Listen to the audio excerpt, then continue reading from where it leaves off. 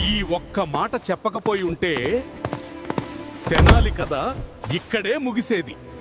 శ్రీ కృష్ణదేవరాయ ఒకరోజు గడ్డం చేయించుకుంటూ ఉండగా ఆ గడ్డం చేసే వ్యక్తి చమత్కారంగా ఇలా అన్నాడు. రాజుగారు, మీ నాన్నగారు స్వర్గంలో ఒంటరిగా ఉన్నట్టుగా అనిపిస్తోంది. ఆయన ఒంటరిగా ఉండకుండా మీ తెనాలి రామకృష్ణ లాంటి తెలివైన మంత్రి ఒకరు అక్కడ ఉంటే బాగుండేది కదా. అది విన్న రాజు ఇలా అన్నాడు, వెంటనే తెనాలిని తీసుకురండి పట్టుడు, ఇది నా ఆదేశం. కొద్దిసేపటికి తెనాలి వచ్చాడు.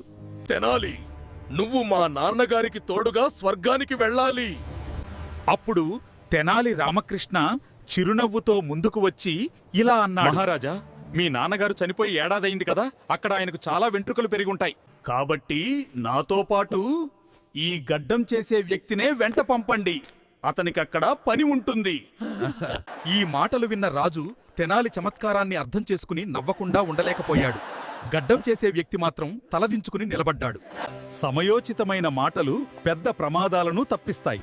ఇలాంటి చమత్కార కథలు వినాలంటే మళ్ళీ కలుద్దాం.